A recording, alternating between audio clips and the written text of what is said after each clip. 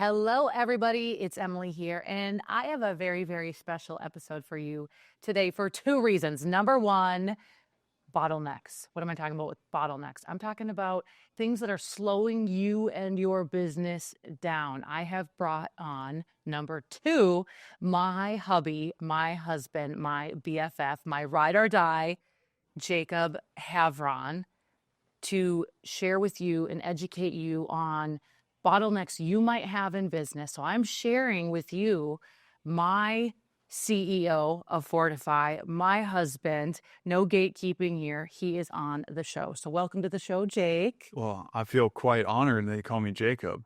I think you act like you call me that all the time. You call me Jake. I know. You just like to say Jacob. I know. It feels like more official. It feels more official. Well, thank you for being here. Oh, my pleasure. This is an honor, and this was a topic that you brought up on.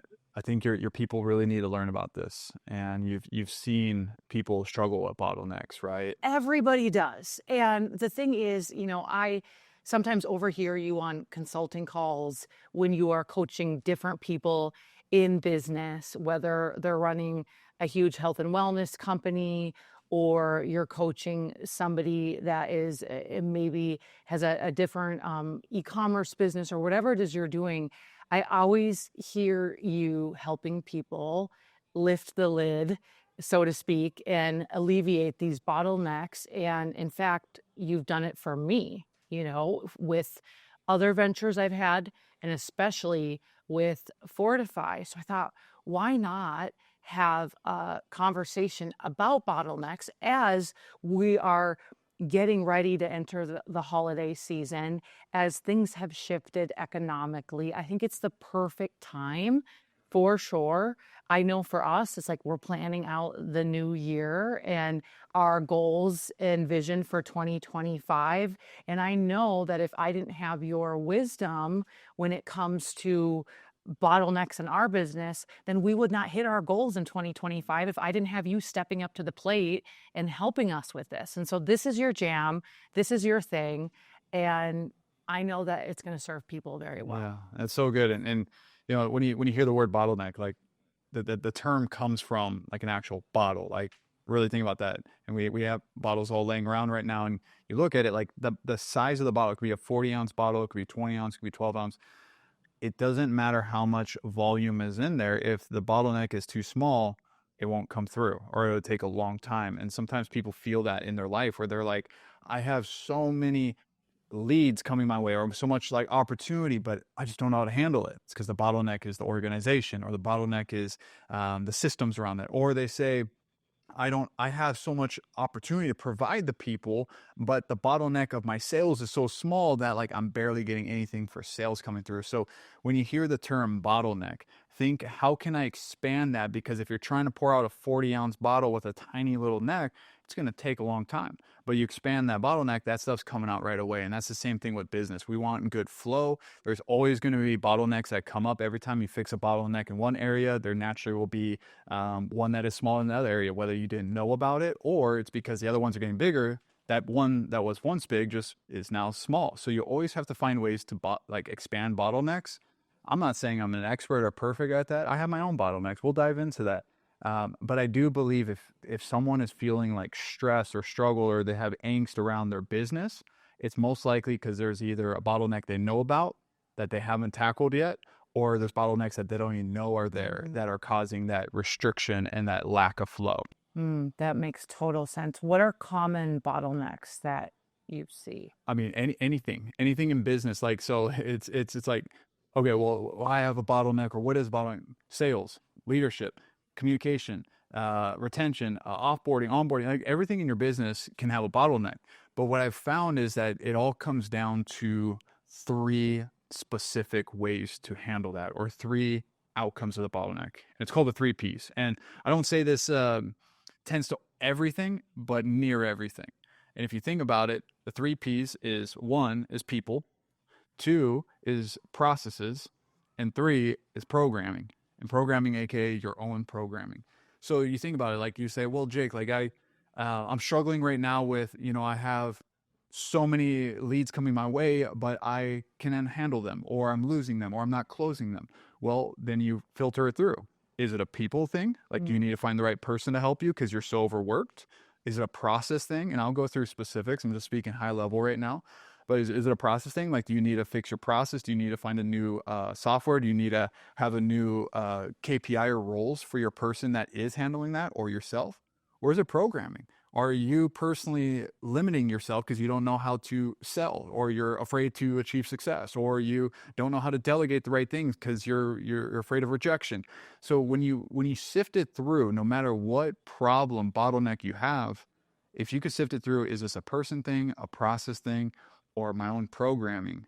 That's where you create real solutions. Business doesn't have to be complex. It's quite simple. Yes, there's very unique situations, but there's a lot of common patterns, and the patterns come through those 3 Ps. So when you are working with people and analyzing their business, is there something lately that has been a common trend you are seeing as a bottleneck for people? Well, everything starts as, we're in personal development. You hear this, you listening, you hear this. It all starts with ourselves, right? Like, business is 80% psychology, 20% mechanics, right? So it always, most times, I would say most times, comes down to first your own programming. And then after that, usually it is then the process. Like, people just don't have the right processes in place. Like, they say, oh, I just hired this person to handle my leads, and gosh, they're not doing what I wanted them to. And I thought they were a lead expert. And then I go and look at them and I say, okay, well, what was their roles? What are responsibilities? How are you making sure that they're hitting not just a monthly quota, but weekly checklist? What are they supposed to be doing daily? And you're like, oh, I thought they would just do that. Are you going to do that just if you got thrown in there? No, you need to have certain structure, certain processes. So I find a lot of people, if it's not their own programming, they know how to, get things done or find that person. Usually it's processes. But then sometimes it's the people thing, right? Like, but the people one is tough because people, and this is usually then if you look at the underlying thing, it's the program. They say, well, I don't have the money to go find the right person. I'm a small business. I'm starting up. I'm just starting off, right? So their limiting belief, their program is, well, I don't have enough money to pay someone. Well, that's a limiting belief because you could probably find a VA that can work fractional for you. Pay them a couple $100 a month to do something that can save you thousands of dollars or make you thousands. You don't need to go and hire a whole staff. Right. So you would see a bottleneck being, if it's people, it's I can only do so much. I need to offboard this. I need help in this category. And a very common question that I get from women in the DMs is like, when should I hire an assistant? When should I hire this person, that person? And I would love your feedback. My thought is if you're going to do something legit and big yesterday, like, you should have an assistant yesterday, what would you say to that? Well, yes, to what, because you are such a visionary that anything that is not vision work, you do need help. And so usually assistant is the first thing.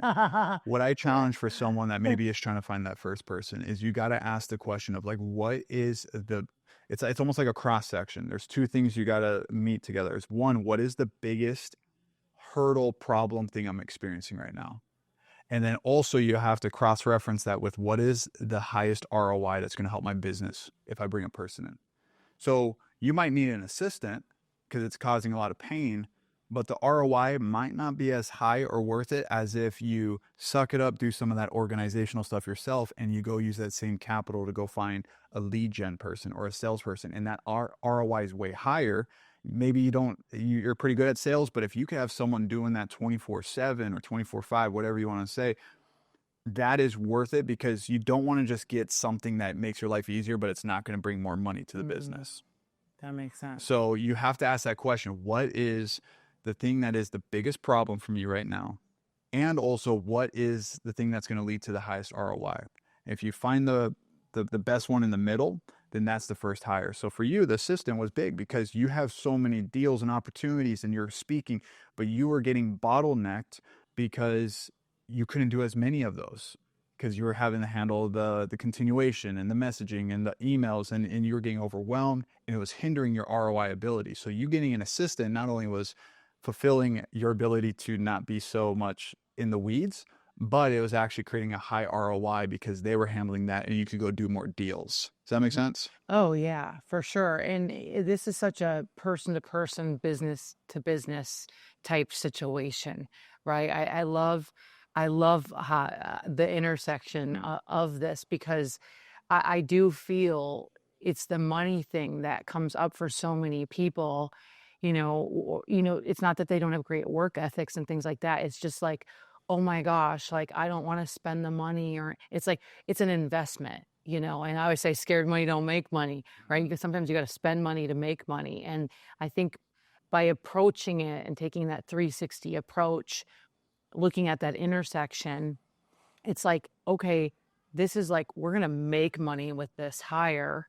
It just makes it such an easier, yes, let's get it done. If somebody listening to this and maybe feeling resistance with spending, and I have met a lot of great people where if they just hired a couple people, I'm like, you could 10x your business. But they are like, I'm a control freak, I'm a perfectionist, I like to do everything. It's like, well, then you're going to be capped. Which out of those 3 Ps, which one would that be something that they need to fix if they were just saying what you just said? Themselves. The programming. And that's why mentorship, guidance, reflecting people, soundboarding off of things. You're like, oh crap, I am kind of my own bottleneck right now. And here's the thing that's for someone that's struggling with like, gosh, I don't have much in my bank right now. I really probably could do one hire part-time, but I'm afraid because if it doesn't go right, then now I'm back to ground zero. Do test trials, test periods. We do this with almost every single person we bring in on our team. Let's say you did want to find an assistant, but think of it for any other role if you're thinking of something else. Do a test period. Say, hey, here's what I'm looking for. Here, obviously you still want to do a hiring process. Sift through don't just get the first person that comes to you. That is not good. I get it. If they look great, then do a test period. But you want to do you want to get options. But you do a test period and say, hey, let's do this for a week, or let's test this out and work together. And I'm going to pay you, right? Don't do it for free. Like actually take care of their work and say, if this works well, then let's consider what does it look like to move onward. If it doesn't, then there's no pressure. Every single person is happy about that. The problem is that your own programming is that you're afraid of rejection. So you're either all in or all out. And you're like, oh, I got to hire them. And then now they're not as good as I want, but I'm afraid to say that they're not as good, or I'm not willing to train them. And now I'm wasting money. They're not happy in their job. So do a test period, even if for a month. Like when we brought in one of our assistants, we said, let's do this for a month. We brought almost every single person. We brought them in and said, here's a protocol. We're going to take care of you. We're going to do this. After a month, let's meet. Let's sit down. What worked great? What did you enjoy? What did you see you need improvement? What did you notice from us? What can we do better? Let us give then our insights about you. And that's where, guess what? Like if it's not a good fit, you can say, hey, I think after doing this for a month, I think actually what we really needed maybe was a different type of role. And I see you being good in this role. So let's come back in a few months because we're not in that position for that, or we're not ready to move forward. And it's an easy conversation. And now they don't have this expectation of like, oh, you led me on. I feel like, Jip. Right. It's a great way to get your first hire in, but not just every hire. And it just makes it nice. It's like I go on a date with you. Am I going to ask to marry you the first moment? I don't know, maybe. I mean, kind of cute. Kind of went there quick. Well, you date. And if the dates don't go well after a certain amount of time, guess what? You're not locked in for life as a marriage, and you can split the ways. But I'm glad that we didn't split the ways, and now we're locked in for life, baby. Yeah, I love it. I love your ring, by the way. Yeah. Okay, I digress. Oh, this is so good. And something else you said in the beginning, and it's like hiring people, and you said systems, and they would call that your SOPs, right? Like what is your standard operating procedures, right? And something that we've learned and you've gotten really great at with this whole hiring process is actually teaching them how to be a great team member and not just having them because they have assistant experience. Okay, figure it out, or throwing them in. And that's something that you have been really on it with me about every new person. You need to spend time with them. Trust me, Emily, I know it may seem like you don't have time to do that or whatever, but it's essential because they cannot read your mind, and there's certain standards you have and certain ways that we operate. And you've been really good with that. I mean, I've, at the rate in which we're growing Fortify, it's like I feel like we're bringing new people on, and there's always, a new person coming in, and you're like, oh, I have a 2-hour meeting with them. I'm doing this with them. And, I can honestly say, if you didn't do all that and spend all that time, and not just once, but you're continually checking in on them, you created check-in forms so we know every week how the week was for them and what they loved, what they didn't, all that stuff. You created all that, and you've been really investing time. And I'm seeing the difference in our company with just people thriving and everything getting done and problem solved so much faster. So I would love for you to expand on that, because I feel like you've had to really like almost take me and be like, Yeah.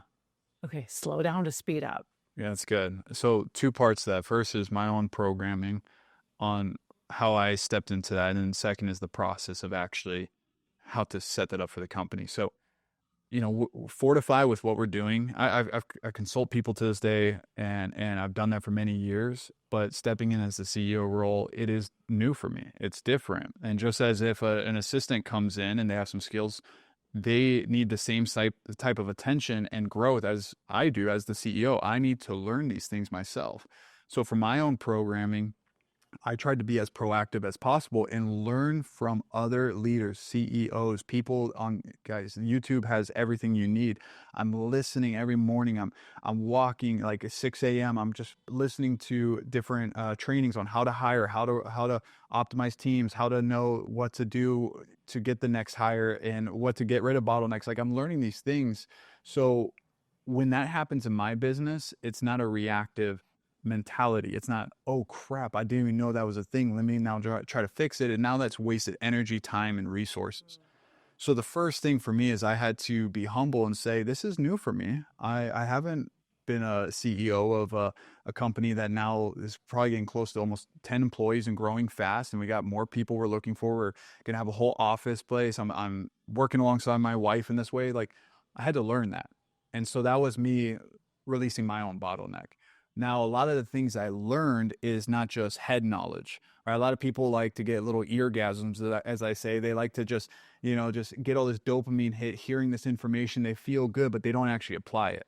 That does nothing for you. You could be the one that knows it all, but you don't have the one that actually proves it all, right? So you want to actually act on the things you learn. And so real quick, when I learn something, I do it, and I put it in the business.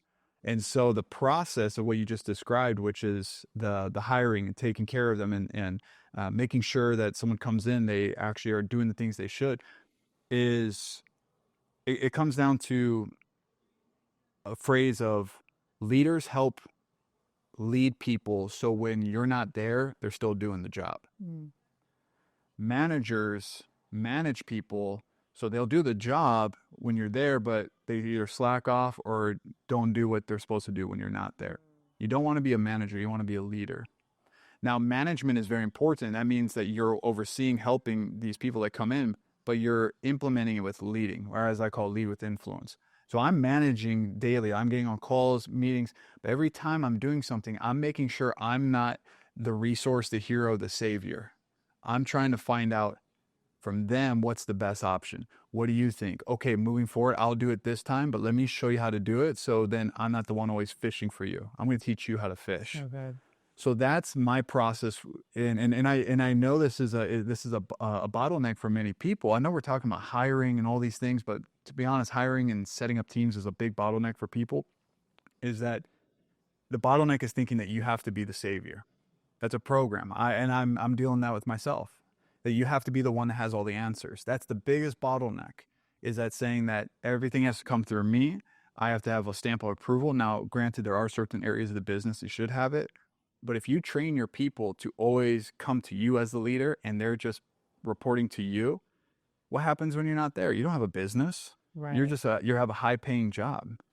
So your goal is to ask this question: what can I do to not be the one that is the bottleneck for this operation? So for example, with our assistant and many other roles, but just thinking about our assistant, there's things I'm teaching her on how to do it. And when I'm showing it to her, I'm not, she'll ask a question and it's really easy for me to just say, oh yeah, let me go do that for you. Okay, got it. It's done. Go check it out. And she's like, oh, great. Well, guess what? When that problem comes up again, what is she going to do? She's going to go do it herself, or is she going to come to me? Come to you. She's coming to me. Yeah. And the first few times it might be fine because I might have to just do it real quick. But there was a point where like I was showing her, by the way, Loom is an incredible thing. It's like a screen recording, have a little photo thing of you. You show how to do things. There was something where she asked in our Monday.com, our management software, and she was asking a detail about how to do a certain thing. And before I was doing it, I was like, hey, let me just get that. It's really easy. Okay, here's the link, done. But then she asked it again because she needed more help. And I said, hey, I just recorded this Loom video. I did it for you, but I showed you how to do it. So next time you know exactly how to do it. And I sent it to her and I said, let me know when you watch it and if you have any questions. That's how you create leaders. Because now she doesn't have to rely on me. Now I'm not the bottleneck. You're teaching her how to fish. So my challenge for people listening is be proactive learning these things. You listening right now is a proactive measure, but now you have to actually act on it. When your VA is asking you questions, answer them, but make sure they understand it so they could do it next time. It sounds simple when you hear it right now, but when you actually are right in the weeds and it's like, oh, but I could do it so much quicker. Well, guess what? You ain't going to be able to do the other big things when you're doing everything. Right. Even though it's going to be a little slower by them, let them learn it and say it's okay to be a little slower because they have to learn it, because now 2 years down the road, you're not managing 5,000 things. Right. They're doing it. So good. And this is, it's so powerful. And even for me, I am one that I just like to get it done. And it's been this thing of, it's going to take way longer if I have somebody else do it. So I'll just do it. And I'm like, nope, I have to explain myself. So we use an app called Telegram. So we keep all of our business on Telegram, and just slowing it down, explaining it to them. So then now they have it. And another measure that you have taken that I've noticed with Fordivine is really having an SOP where, if we don't have that team member anymore, we have a whole process for our services. It's all done. You can see that, someone could pull it up and they're like, wow, I can see exactly how to run this company, which is super powerful. Yeah. I'll add a quick story on the processes. So Fordivine is a very new, fresh company. And so for anyone listening, whether you're listening just fresh or years down the road, the moments of recording, Fordivine was started just a couple months ago, and it's grown very fast. And that's a very, very exciting thing. But when we first started, it was literally me, Emily, and one other person. And the other person was our sales guy, and he was kind of handling with everything. And he was wearing many hats. And as we grew fast, he was handling the sales process, which we call, director of client relations, because it's not just sales. It's taking care of our clients. He's following in, checking in, all that. Then he was also doing the client journey experience from the moment that they're working with Emily, doing the brand extraction, getting their brand Bible made, all their pillars, all this. He's making sure the whole journey is great. And so really what happened quick is we got a lot of demand. So he was handling a lot of sales calls, and then it started to lag in the journey experience. Then we're like, holy crap, we got to flip it around. Let's find ways to take care of our clients. So then we're fully focused on the journey. Then the sales will go. And we're like, okay, this is where we figure out we have a bottleneck. And this is only 3 people. We said, what is the highest ROI that we can aim for, while also what's the biggest pain point? And we looked at our current guy and we had a conversation with him, and he said, what do you really enjoy out of this whole experience? And he's like, I love sales. Yeah. He's like, I'm a dog. And I was like, we do see you're a dog. So I was like, okay, Yeah, I'm a dog. we're going to go and figure out how do we keep you being a fully fledged out bulldog over here doing sales, and start to mitigate the things that you're not as good at to a new role. So he not only became better at what he did, but we had to look at, okay, we need to create something that is specific for a client journey experience. So we had to find another person to help release this bottleneck, but also we had to get really clear on the process. Because if we brought the right person in, but there wasn't the process, then the person wouldn't know what to do.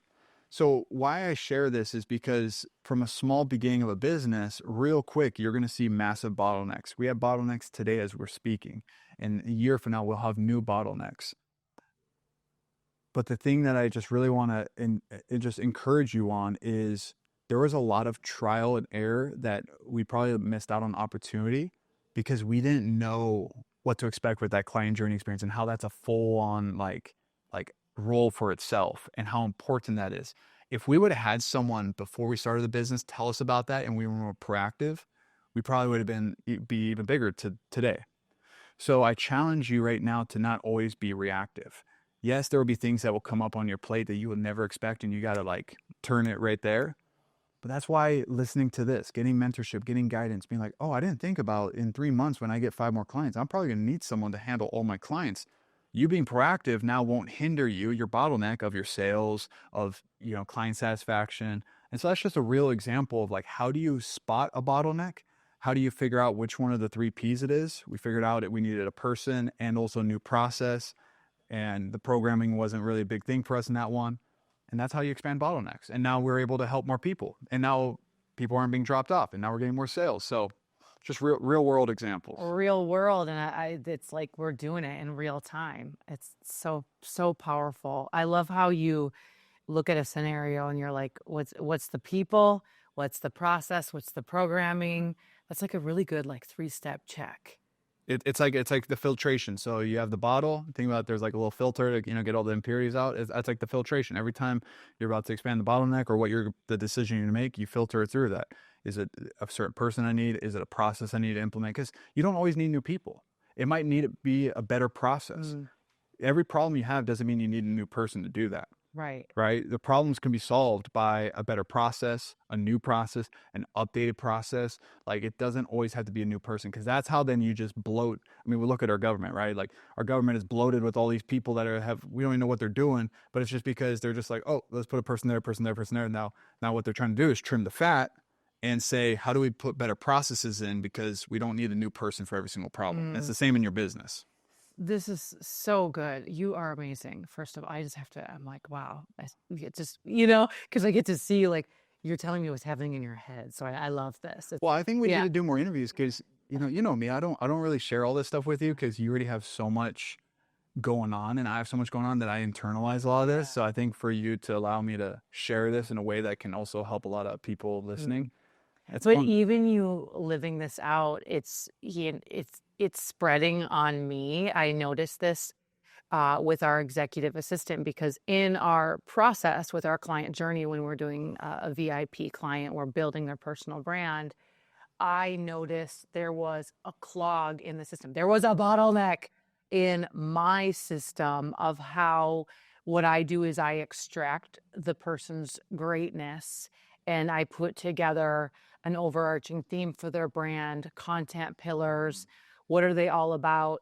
And there was a serious bottleneck in my next step of how I break down when they fly in for our VIP services. They have a VIP day. I ask them questions, and I was missing how to get those questions faster. And so I found myself searching for the process with our executive assistant. And I said, try this process. I'm like, okay, send me a Google Doc with their content pillars that me and the client agreed on my 3rd call with them, have it in my inbox the day I have my 3rd call. I said, have it. I found this out yesterday. I solved my problem yesterday. I said, the 3rd call I have with them, have it in my inbox. Then when I'm on Zoom, I pull up the Google Doc. So simultaneously, I'm checking with the client, is this pillar great? How about this question? I'm extracting a really great question. I could ask them on camera. That could be a reel. And then by the time I'm done with the 3rd call, I send it back to my assistant and now she plugs it in to their client journey. And it's like that little thing though was costing me hours of work because I didn't have a process for it. And so this is just so powerful. It's like you can keep feeling frustrated or you can figure it out and pause and go, okay, how can we have a better process? Yeah, that's a great example. Wow.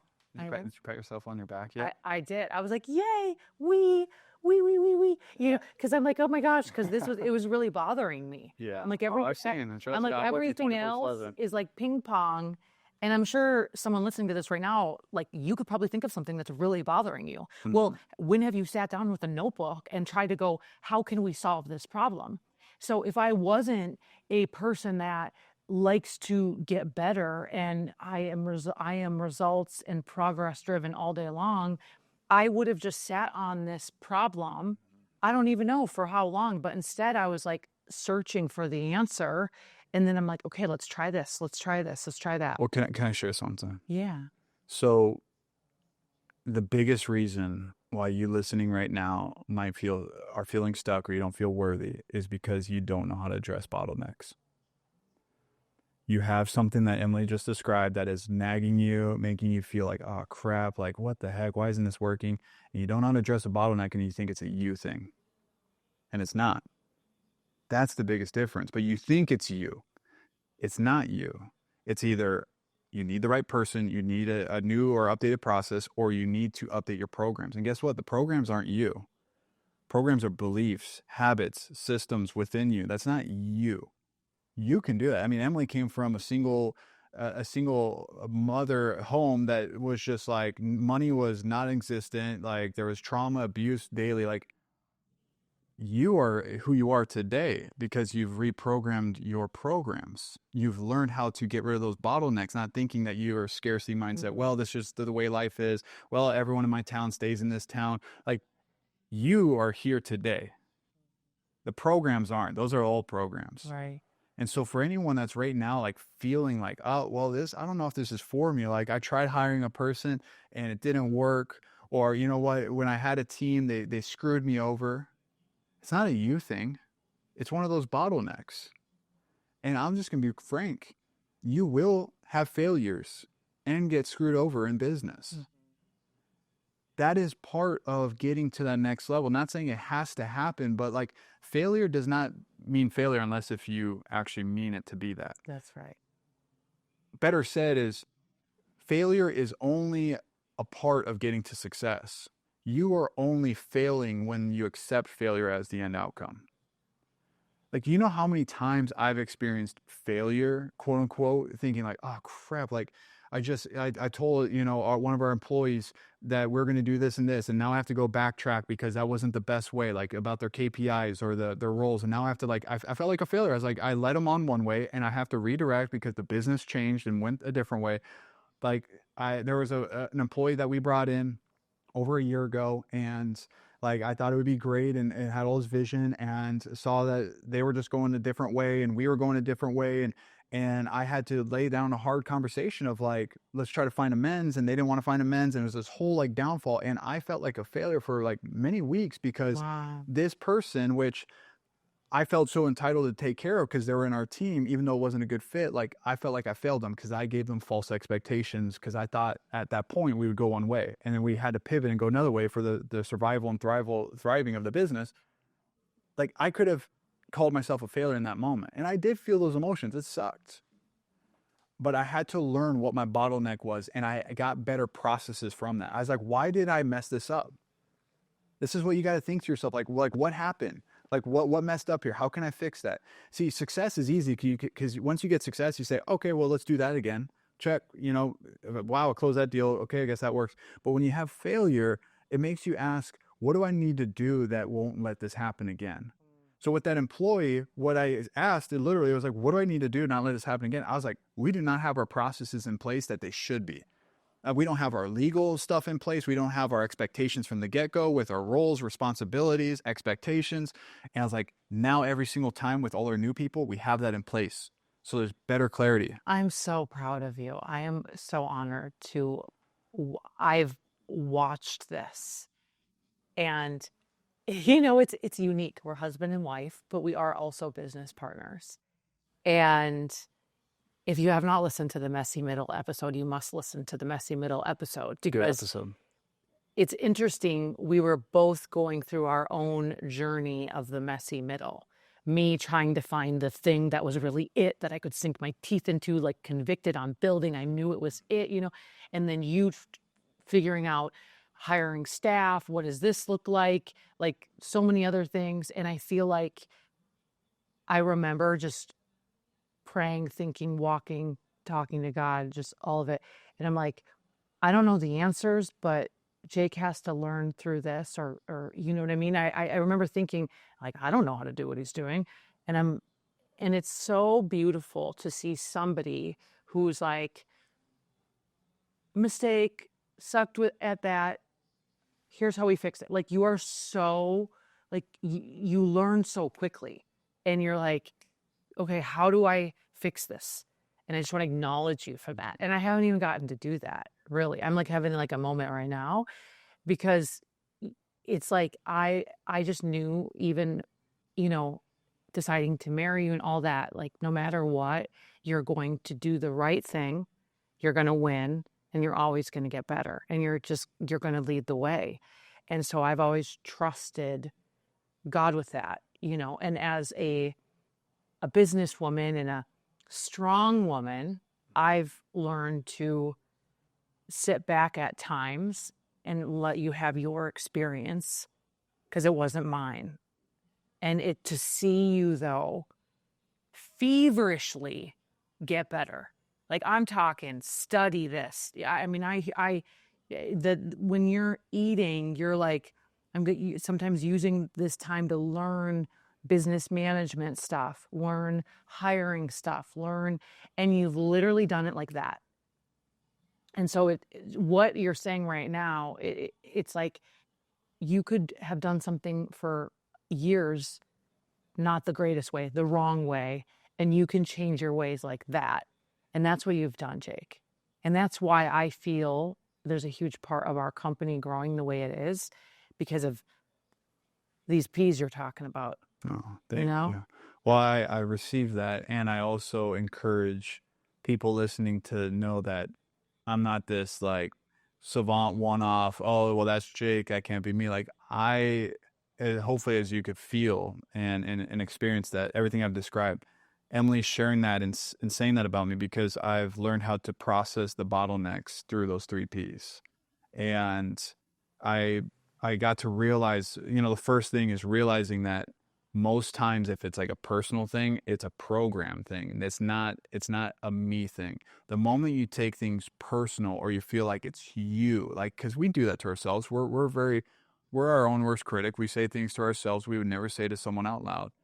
But the moment I was able to separate that, and I still struggle at times, but I'm like, oh, this is a belief of mine. This is what, and I'm proud. Like, why do I believe this? Where did that come from? Like, I start to think that it's like I'm back in control, because I see it as like, you know, like I see it like we're souls, right? I see it as like a little light, like in this dark room, and it's like, that is me, and that's perfect, and it's beautiful. Mm. You know, just like yourself. And it's that's not flawed. Right. Whatever's around it, all the attachments, all the I see it almost, it could either be like chains around it, or it could be just like roads of expansion. That is the programming. And so the moment you realize that, like, your soul, your essence is always perfect and unique, and you're made in the image of God, you're not flawed. You just have to figure out what is around you that you have to fix, improve, update.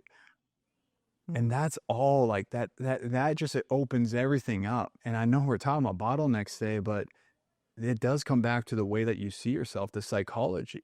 Because if I felt like I was like a flawed person, I would have just imploded when that one bad problem happened, that one issue came up. But I was like, no, it's not a me thing. It was a programming thing. I need to learn how to think better as a leader. That's why I was constantly being proactive learning. I was like, but this is also a process thing.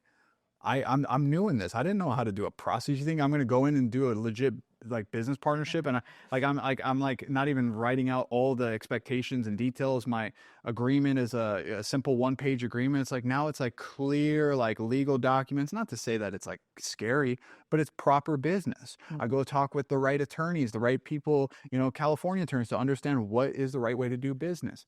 Who teaches you that stuff nowadays? You have to go be proactive, because guess what? If not, you're going to be reactive when life punches you in the face, which it did. And I was like, I have to learn. Yeah. And now we're so much better in business now because I didn't fall down on my knees and give up. I said, how do we become better?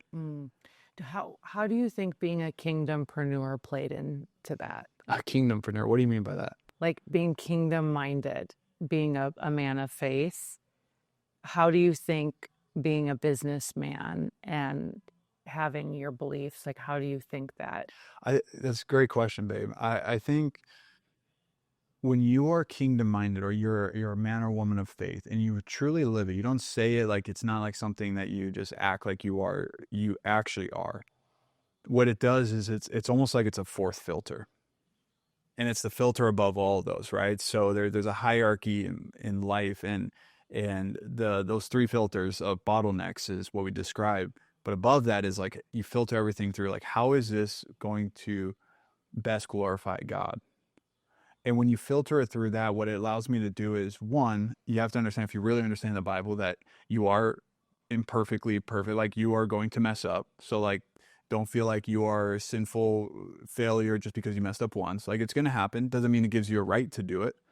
But it allows me to say, okay, how can I do this in the best intention, where even though I'm pissed, frustrated, this is not going the way I want, how can I set it up so as best as possible, this person's still taken care of, because it's still another human. It's still another child and someone made in the image of God. And I'm not just thinking solely selfishly about the survival and thriving of my business, my significance, all that. So I think about people in a greater sense because of having the kingdom mindset. Like, I think about, like, it's not significance. Like, if you truly are about yourself, or you're not really thinking through the lens of like kingdom minded, and you're more materialistic, you have every right to just be like, all right, well, it's kind of survival of the fittest. Like, I'm going to burn bridges, because if they don't serve me anymore, then cool, they go do their own thing. I'm going to keep growing. But I don't think that's the right thing to build business for the kingdom. Because what are those people going to remember you as 10 years from now when you are crushing it at the top? Yeah. They're going to say, that's the guy that screwed me over. Like he says he loves God, but he don't love God. He screwed me over. Yeah. I don't want that. And it's not, and I fall short at that all the time. I'm learning, but my hope is that people feel the intent. They know that I'm actually trying to make it right, even if it's not the exact way they want. And that's the biggest thing of what I believe is leading with influence. That if you could truly try to help someone for the ultimate outcome, aka that employee situation. It was a bad situation where I was just like, crap, now we got to figure out amends. How do it, like, we're going different paths. And I was like, how do I still try to help them out, even though I still got to make sure the business is right? And I feel like most people would just say, completely screw off, like, we're moving forward. So in my mind, that's what kingdom-minded business is. It's through the filtration of God, through the filtration of what they say, what would Jesus do? And every day you're going to learn that. It's beautiful. Yeah. How do you feel? Like, do you feel expanded being a believer? Like, what's your expansion mandate? Like, do you feel, I think, for me, it's being a believer. It's limitless. It's, we serve a limitless God, and it's just like, I feel like when you're growing things, what comes in is fear. And, it's like anxiety, all this stuff, right? And it's like, when you put God first and you understand being a believer and what the Lord says about fear, and you live in faith and not fear, I feel like in business, it's allowed me to not have a ceiling. Yeah. It's like expanded me to the point of, I believe so much bigger than I ever would being a lukewarm believer. Yeah. If you feel restricted doing business in particular, and having a kingdom mind, or you're loving the Lord, you're a Christian, you believe in Jesus, if you feel restricted, then I don't know if you really know who Jesus is to the fullest extent. Oh, wow. Because if you feel restricted, like you shouldn't feel repressed when you have, as you said, an ever expressive, infinite God. Like, how can you feel expressed when the Holy Spirit's within you, and you have it, part of the Holy Spirit, the Trinity, and you're able to be part of the infinite expansion. Like, how can you feel repressed? Like, if you are feeling repressed because you're like, well, I can't do this anymore, or, you know, like that I have to get rid of this old lifestyle, then you're focusing on the wrong things. You're focusing on the old that you left. Like, I don't even think about like anymore of like I'm committed to my wife. I'm doing business the best way ethically, like, because we are called to build business, because business is the economic growth of this world to create more impact, and it's allowing us to serve more people. Like I'm focused on that because that's the kingdom minded. So I don't even feel repression, loving Jesus with all my heart and always finding a way to love him more. And also like building business massive. Like I want to take over the world. And I say that not out of significance, but out of like true growth and contribution of like when I say that to the deepest of my heart, I say that in a way that some people might hear that and think, God, this guy's kind of like pompous. Like he wants to just, you know, be this big, magnificent person. It's like, no, that's not where my heart's intent is. And so I challenge that if you feel repressed, loving God and trying to build business, then figure out where the bottleneck is. And most likely it's a program in that situation. Your program, the program, whatever you have, is thinking that, you know, money is wrong. You know, the Bible says this or that. And I'll say, go fact check that. Because just because some sort of religious person in your past from when you were younger or even recently told you one thing about the Bible, just like a doctor, go get other visitations, go get other consultations, because there are people out there that have good intent talking about the Bible, but they maybe don't understand the full spectrum, and that's totally fine. Because the Bible is the truth in itself, and every single person has their own perception on it. And if you heard one small perception on the full divinity of truth, and you're now basing that as your full understanding of it, I'm sorry that you're experiencing that. Go find someone else. Not saying you have to go find someone that's like completely contradictory. Now they're a little heretic. No, there is people out there speaking truth and understand the things. And, you know, this is a whole side tangent, but we had this conversation the other day, babe. It was like talking about basing our entire life onward on one bad experience. Like that is one thing that I've really tried to hone in through my maturity in as a leader, as a person, as a husband, is don't ever base your perception on whatever that thing is from one bad experience. That person did one bad thing to you. Don't think that all people like that do one bad thing to you. That person also did one great thing to you. Don't think that everything is going to be great from them. Like you want to get multiple perspective sources. Though the cool thing is that when you have the one true source and you know that is the truth, the foundation, it's like the seed of everything, you can base on that. But in the human experience, you don't want to base it off of one bad thing. And so where I'm going with this is saying that if you feel ever repressed, that you can't do all the things that you want to do, one, I say challenge, is it what you want to do or is it what he wants you to do? Because the moment you focus on what he wants you to do, it's limitless. It's limitless, and there's no striving. There's no striving. You know, it's like the wind of heaven is at your back. That's right. And I feel like, and we won't go down this whole road, but this is why it's not about what I want or what you want, but it's what God wants for us. And, you know, before, like early in my life, I'd be like, make a vision board and there's nothing wrong with these things. And I like having goals and I like having all this. But when it gets so like, this is how it has to be, and it's what I want, it's all based on my feelings. The vision board's fine. The visualization, it's the things that usually come off after that. When you start to visualize, and then when you visualize it, you're thinking that, okay, well, I'm manifesting my own reality. And well, then when you start to think that long enough, then you're like, well, I am the creator of my own reality. And then you start to think that, well, I guess I'm kind of like God.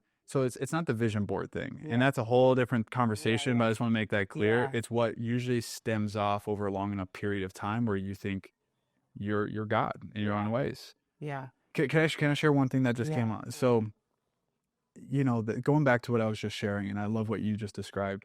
You know how many times, and this is where, even though I don't feel restricted with business, there are so many ideas and thoughts of doing business or growth or getting vanity metrics that I could do, or we could go down that route, but it feels misaligned with God's calling.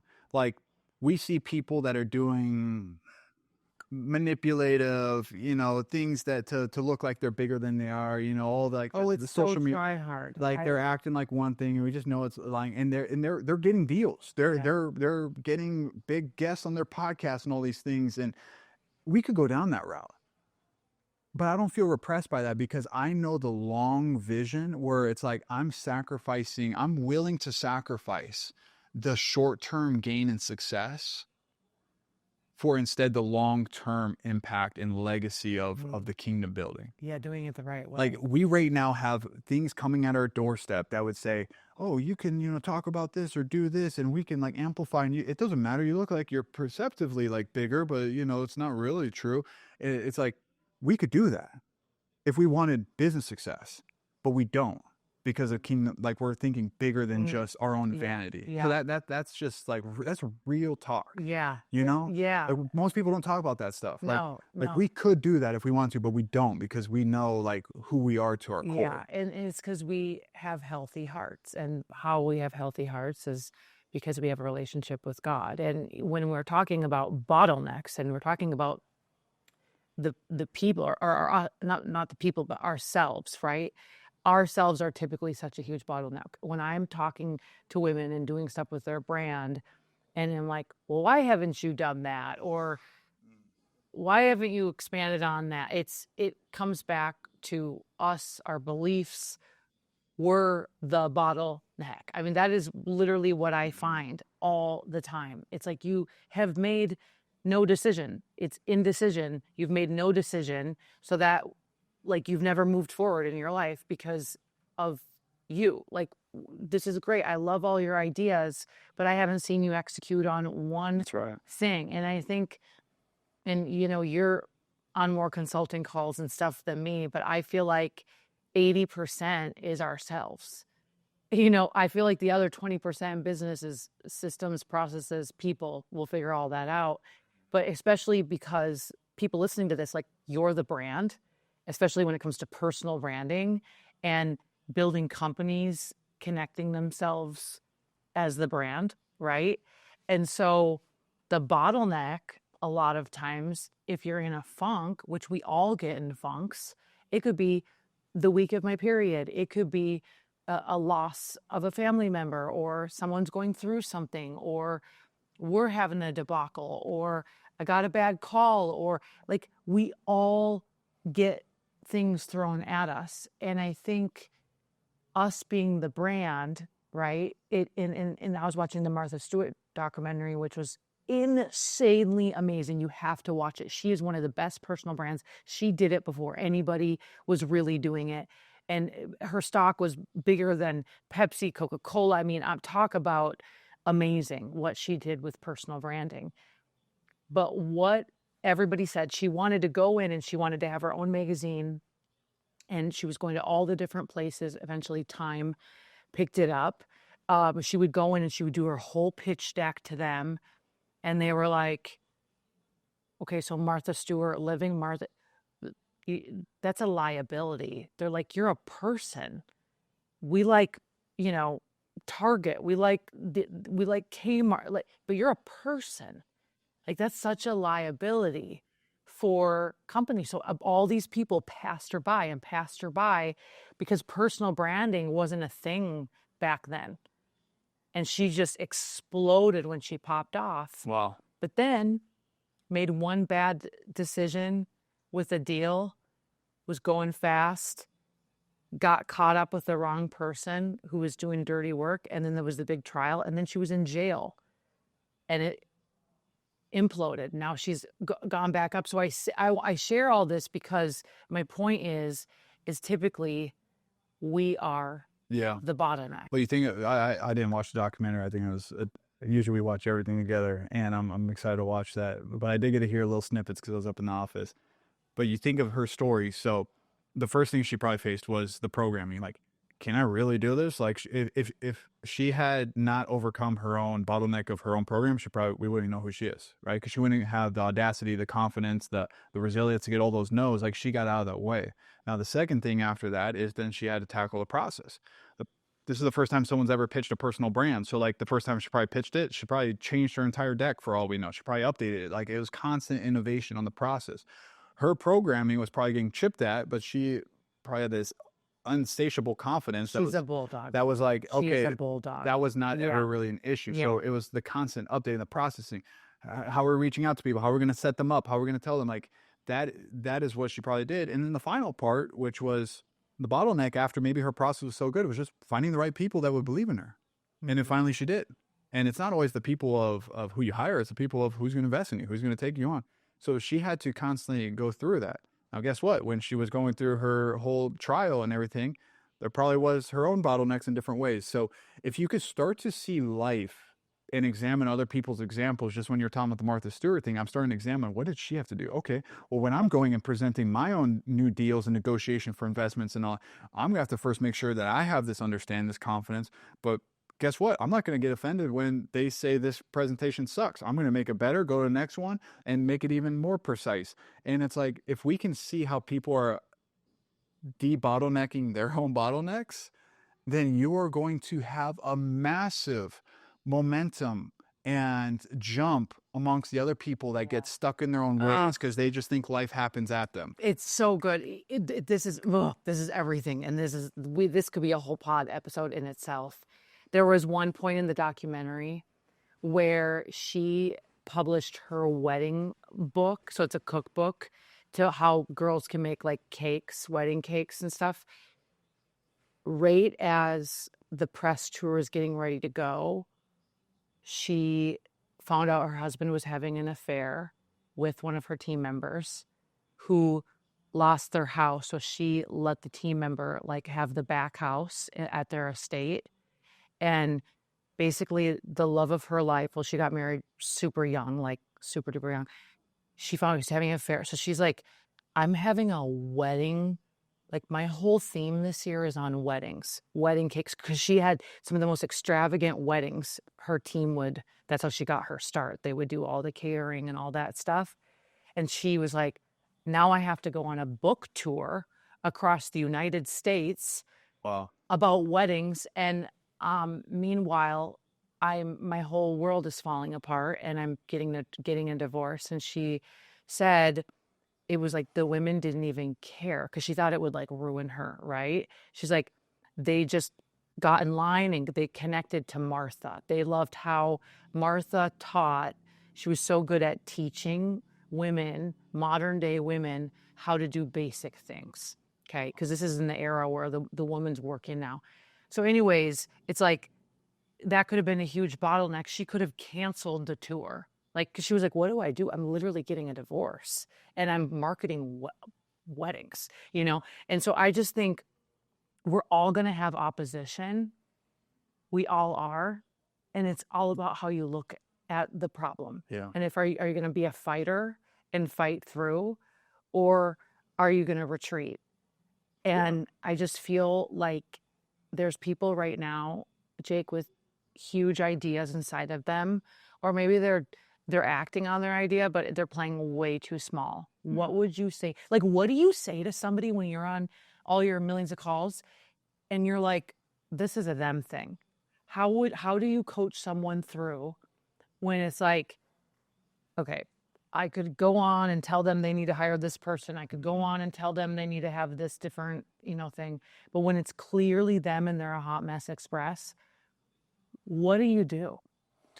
Well, when it's them as the hot mess express, it's their programming is hot mess. So I first make sure that I separate that. Like for example, there's a woman I'm working with right now. She went through our Fordivine branding services. Now I'm helping her in her business, and she's an online health coach. Been following us for years, which is so cool to see our transition. She's like, I just need you to go from here to here to here to here, and it's like, I'm like, well, guess what? We're going here, here, here, here, here, and now we want you to as well. And for her, she felt so just like her business is great, but she felt so constricted. She like her margins are thin. She feels overworked. She wants to take on more clients, but she can't. She has a team of like 3 or 4 coaches. And even though from the outside, she's doing great in numbers, she feels super unsuccessful. And here's the thing. And when you start to understand what people's beliefs are, she's like, Jake, when I first started this, I remember if I made 10K a month, I knew I was going to like have my life changed. And that was my belief that, and I made 10K and I was like, okay, well, now I'm kind of with a man and we want to, get settled. So when I'm making like 30, 40K a month, like this is life-changing money. And here's the crazy thing, Jake, like now I'm making more than that, but I don't feel any of that because I feel like I'm in this position where like I'm not actually seeing that money. Where is it? Like I'm making it, but where is it? How come I'm not feeling it?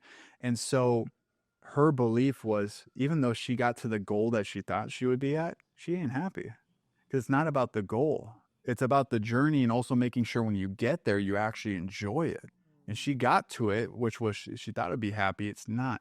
So for her, what I had to do is first say, you're awesome. You're incredible. What you have is phenomenal. I'd really encourage her because it's true. I'm not there to fluff her out. I'm saying this is amazing. I've seen coaches that barely can even get clients or referral partners and you have them all coming. You just have a process system. And there's some things that we got to work on your mindset with leadership and how to better delegate, but it's process. How do you think that made her feel? It's not a her thing anymore. Right. And the truth is it's not, and it never is. For her, it was a process thing.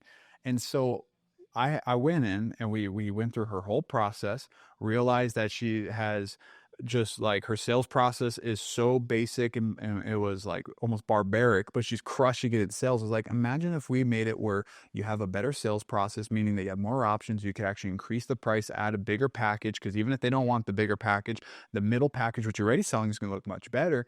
And you're offering so many things in that middle package, you should probably put in the bigger one because you said it's taking this amount of time and it's unnecessary. It's like, yeah, oh my God, my head's spinning. It's like, okay, we'll take that out. So you could just see her eyes are just like glowing and she's starting to see the release of the bottleneck right in front of her. And it was because we tackled the process. And so long story short, as we're recording now, there's Black Friday sales. She's crushing in Black Friday sales. And the coolest thing is when she crushed it last year in Black Friday sales, she made a lot of money, but she didn't keep a lot of money because her process was so bad that she was spending extra to her team. She was wasting money on things she shouldn't have. We updated the process. She crushed it in sales. Now she's making almost double the amount of profit. Wow. So for her, when you ask this question, for someone that is feeling this bottleneck within them, and how do I work with them, is first, you have to assess the situation. And then most times separate those 3 P's from the person itself and see what is it. She didn't need new people. She already had a team. We're like, how do we make the processes for the team better? You don't need no people. Your programming's pretty good because you're willing to invest, you're willing to understand and change. She was like, Jake, whatever you want me to do, I'll do it. She's like not fixated and say, oh, I don't want to, do this. No, she was good on the program, the process. And I find most people, if they don't have the programming in the way, it's the process because we don't learn those stuff. And us visionaries, you and I, and her and most people we work with, the vision is so big that we just want to like share, think, big expansion, and then the process that falls behind it doesn't really get built, and that's how we burn bridges. That's how we let people down. That's how we get ourselves in bad positions. So you can have a big vision, but you also need to set the process ASAP, and then that way it keeps the structure. Like you can have a roof of a building which looks really good from the top, but if you have tiny little sticks holding it up, that thing's coming down. Yeah. You need to have good structure. Yeah, I felt like you're my structure. But here's the funny thing, and listen, for anyone listening that has been following us, like you and I are both visionaries. Like our calling is, and this is something maybe for I don't know, maybe someone needs to hear this. Our calling is very great. Like we are meant to be on the stage, not because we need to be seen, but because people need to hear the message and transformation. And you and I love that. We do it individually, we do it collectively. And that's my big vision. I want to help people in big ways. I want to help them in businesses. That's why we're even talking here. But I realized that there's a season, there's an opportunity with this Fordivine company. When you presented it and told me about it, I was like, yeah, of course, I'll help you. I'm helping you with everything. But I was kind of like from the sidelines because I wanted to do my own big vision. But this opportunity was too big that I couldn't say no to. and I wasn't helping you. I was actually making things worse because I was kind of in, kind of out. I was like, don't rely on me too much, but let me give my insights. And like, I need something, or I don't want nothing. And I was very resistant to being the CEO. I think the CEO, the titles don't mean nothing. It's the action and the outcomes that you create. Anyone could be CEO. I see people as CEO, and they've been, running a $5,000 a month business for themselves, and they call themselves CEO. Like, it doesn't matter. Right. I didn't want to take that on just because to be the CEO, the husband of this woman doing it. But when this is the thing. So I'm having an epiphany right now. I first realized it was my own programming. Like, I don't want to do something that I don't want to be. And I was like, okay, well, what do I need to do to make myself feel confident? Because I felt very unsure of myself in that moment. It was a little bit of a stretch of our season together. And so I was like, what is this? Why do I feel this way? Like, why, what's going on? And I was thinking, and I was just like, I don't know what a CEO is. Oh, so it's not a me thing. It's just, I don't know what a process is, what a CEO is. So I literally went on ChatGPT and I said, tell me a legit role and responsibilities of a CEO and a CMO. And I learned them all, but I was like, what is a CEO? And it was like, they do this, they do this. It's like, oh, that's actually things I like doing. I thought a CEO was going to be management, operations. Right. That's the operations person. Right. The executive officer is literally the one that leads the teams, build it. They're going to do operation stuff. They do whatever it takes. In that moment, I was like, I could step into that identity. That's right. And I broke my own bottleneck, which was my own programming, and then learned the process. And then now we got to set up. So I'm sharing this because in this season right now, I've stepped into a role that I know is going to lead to the bigger vision of where I really want to be. But I know that this is an important step. And just because you're not doing something today that is modeling exactly what you want to be doing 10 years from now, doesn't mean it's not going to support the thing you want to be doing. That's 10 right. years from now. 10 years from now, when I'm on stage and we're doing events to people 10,000, I can use being a CEO of Fordivine and leading it from a startup to mega 8-figure, 9-figure company as one of my examples to build the trust for the people in there that I would never have if I just tried to do that from day one. That's right. And so that's how I look at it. And yeah, well, I love you and I'm so blessed by you. And thank you for popping on here and dropping some wisdom bombs to the peeps. Will you come back? You'll have to come knock on my door and ask me. Okay. Yep. I think our offices are next to each other. They're adjacent. Yeah. So come stop by. Let me know. It was an honor. I mean, obviously, it all depends on what your people say. So if you just get bad reviews or if you're having value from this episode, tell them where to find you. Jake Havron on Instagram. Yes. And that's the best place. Tag me and Emily. Yeah. Because if she doesn't see many shares, then she will be like, well, I'm just looking at metrics, Jake. I'll bring on my girlies. Get out of here. No, we know that you will be back on the Fordivine. It'd be fun. And if you have thoughts or ideas or certain things that we spoke about, we're like, Jake, I've never heard it spoken that way. Can you do a topic on that? Can you do a training? Then we can come back and train on those. Training, masterclass, whatever you want. And are you taking on new clients? No. Maybe I would say, yeah, if you feel like, because I'm all in with Fordivine, but usually what happens is people get their brand first because it's so important because they want business consulting. Most times you need a brand. They need their marketing before. So they go through the brand to get that optimized, and then we build the business. But if you're someone that says my brand's pretty good, or I'm just not looking for the brand right now, but I really need help in the sales, I need help with I got a team, I feel like I'm losing money, I feel like no one's doing things, or even just in your marketing side of just understanding metrics and understanding how to increase sales through marketing, then I would say reach out and just say, Jake, I heard you through this podcast. Can we get a call? I love to just get on a console, see and learn and hear what's going on and create a game plan for you to show you what we would do.